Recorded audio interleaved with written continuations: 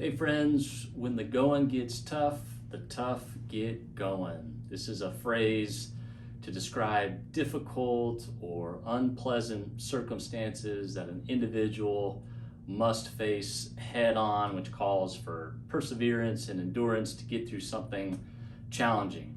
Well, in 2022, the stock markets and for investors has been nothing short of unpleasant.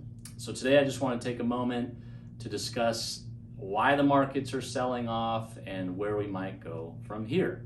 So it's my personal opinion that the market sell-off was due to the Federal Reserve's comments last month in January. Federal Reserve came out and said that they were going to raise interest rates this year. So why would the Federal Reserve do that, and why does the market go down on some kind of news like that? Well, just quick education moment. Federal Reserve was created in 1913, and it is the control center for the U.S. banking system.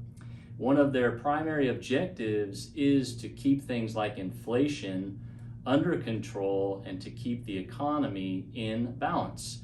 So when you start to see inflation going up and prices getting kind of out of control, one of the tools that the Federal Reserve has is to raise interest rates. Well, what does that do? Well, number one, probably going to slow down the economy a little bit because everything costs more to borrow.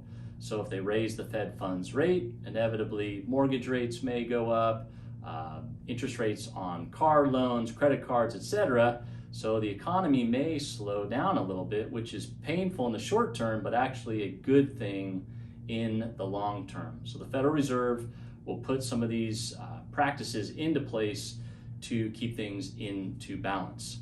So why would that affect the stock market? Why, when they raise interest rates, why does the stock market go down almost 10% in the month of January?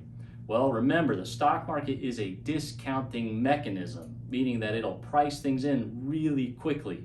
So if the market anticipates slower growth, a 10% reduction in earnings potentially for corporations, that means that the market may sell off 10% in just a matter of a couple of weeks.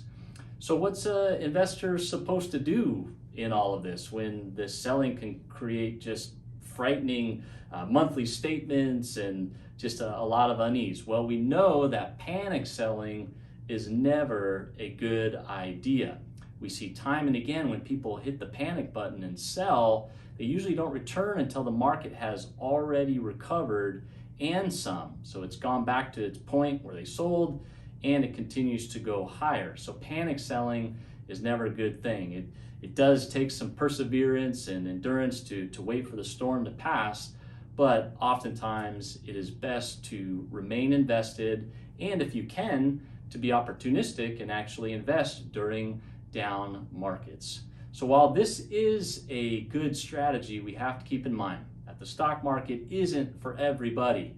Maybe you shouldn't be 100% invested in the stock market. It is really important to be diversified. So you have to know, is this keeping you up at night or affecting your life? These are things you need to pay attention to, even if we know that remaining invested in the stock market over time is advantageous to any retirement plan. You have to know your own personal goals-based plan. So that's a little bit on why the markets have traded down. I do anticipate inflation slowing in the next couple of months. As interest rates rise, I think we're going to have a better balanced economy and a little bit healthier environment to be investing throughout this year. So until next time, I'll see you then.